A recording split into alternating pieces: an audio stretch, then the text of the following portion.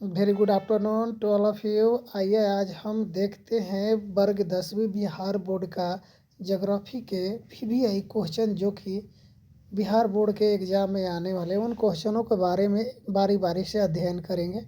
चलिए, तो पहला प्रश्न है कि कोयला किस प्रकार का संसाधन है। तो कोयला अनवीनकरणीय संसाधन है। कोयला किस प्रकार का संसाधन है? तो नवीनकरणीय।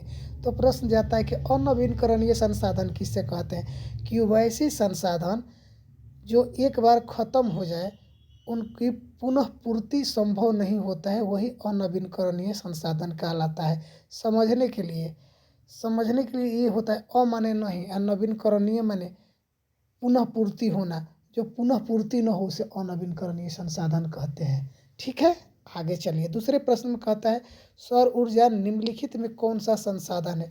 तो सौर ऊर्जा जो है ये पुनः पूर्ति योग्य संसाधन है। इसे नवीनकरणीय संसाधन भी कह सकते हैं। तो आएगा कि नवीनकरणीय संसाधन किसे कहते हैं? वैसे संसाधन जो पुनः पूर्ति योग्य हो, जो पुनः जिसे प्राप्त किया जा सके, नवीनकरणीय संसाधन कहलाता है।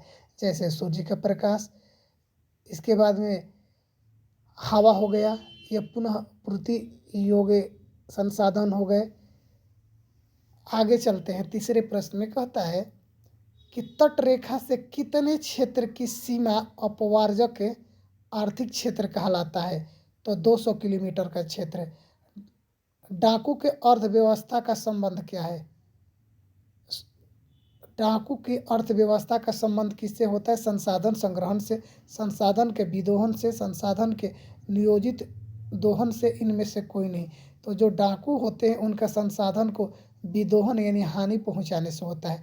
आइए अगला, समुद्री क्षेत्र में राजनीतिक सीमा के कितनी किलोमीटर क्षेत्र तक का संपादन निहित होती है? तो ये होती है 12.2 किलोमीटर का। पेट्रोलियम किस प्रकार का संसाधन है? तो अनवीनकरणीय, क्योंकि पेट्रोलियम एक बार ख़त्म हो जाएगा तो इसका पुनः पूर्ति योग नहीं हो सकेगा। अगला, निम्न में कौन सी मिट्टी सर्वाधिक उपजाऊ होती है? तो देखो, जो निम्न बोल दिया, निम्नलिखित बोल दिया, यदि ऑप्शन दे दिया तो सारे ऑप्शन के बारी बारी से देखते हैं। पर्वतीय, मरुस्थलीय, पीली या जलोढ़ मिट्टी। तो कहता है सर्वाधिक जो मिट्टी उपजाऊ होती है वो जलोढ़ मिट्टी होती है। चलिए ठीक है, 8 नंबर प्रश्न पर आते हैं। 8 नंबर प्रश्न है, काली मृदा का दूसरा नाम क्या है? तो काली मृदा का दूसरा नाम रेगुर मृदा है। मृदा का अर्थ होता है मिट्टी। मरुस्थलीय मृदा का विस्तार निम्न में से कहाँ से है? तो मरुस्थलीय मृदा का विस्तार जो होता है राजस्थान के क्षेत्रों से होता है। चलिए, क्योंकि राजस्थान में मरुस्थलीय भूमि भारत में सबसे ज़्यादा पाई जाती है। अगला कहता है कि सोपानी कृषि किस राज्य में प्रचलित है? सोपानी, तो सोपानी कृषि उत्तराखंड में प्रचलित है। पंजाब में भूमि निम्नीकरण का मुख्य कारण क्या है? तो अधिक सिंचाई। कौन सी मिट्टी कपास की खेती के लिए सर्वोत्तम मानी जाती है? कौन सी मिट्टी कपास की खेती के लिए सर्वोत्तम मानी जाती है? तो काली मिट्टी कपास की खेती के लिए सबसे अच्छी मानी जाती है।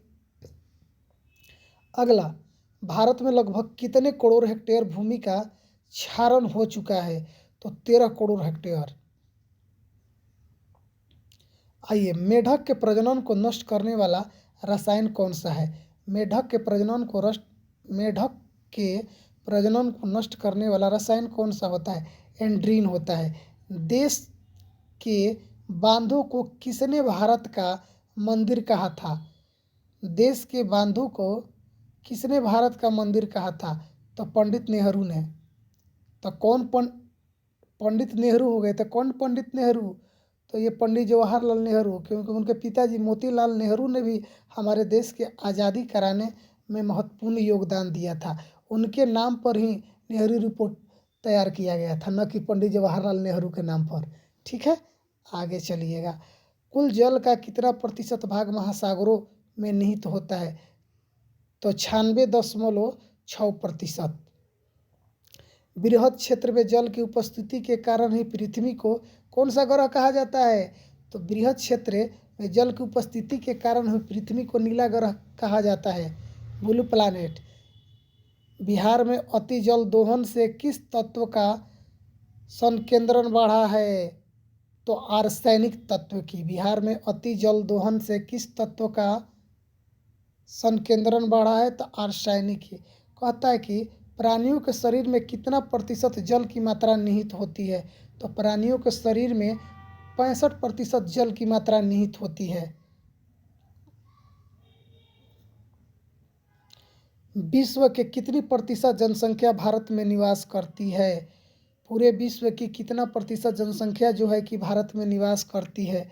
तो एक्यूरेट होता है 17.7%, लगभग 18% जनसंख्या भारत में निवास करती है। निम्न में से कौन सा बिहार के प्रमुख नदी घाटी परियोजना है? दामोदर नदी घाटी परियोजना, भाखड़ा नांगल नदी घाटी परियोजना, रिहिंद नदी घाटी परियोजना, सोन नदी घाटी परियोजना। तो जो इसमें ऑप्शन दिए गए हैं केवल सोन नदी घाटी परियोजना ही बिहार में है। ठीक है। भारत में 2001 में कितने प्रतिशत भौगोलिक क्षेत्र में वन का विस्तार था? भारत में 2001 में कितने प्रतिशत भौगोलिक क्षेत्र में वन का विस्तार था?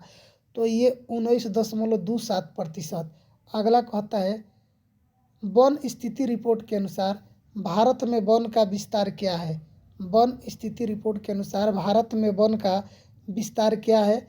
तो 20.60% भौगोलिक क्षेत्र में। कहता है बिहार में कितने प्रतिशत भौगोलिक क्षेत्र में वन का फैलाव है? तो 7.1 क्षेत्र में। पूर्वोत्तर राज्यों के 188 आदिवासी जिलों में देश के कुल क्षेत्र का कितना प्रतिशत वन है? कहता है पूर्वोत्तर राज्यों के 188 आदिवासी जिलों में देश के कुल क्षेत्र का कितना प्रतिशत वन विस्तार है? तो ये है 60.11%। भारत के किस राज्य में वन का सबसे अधिक विस्तार है? तो भारत में सर्वाधिक वनों की संख्या मध्य प्रदेश में है। ठीक है, मिलते हैं अगले वीडियो में।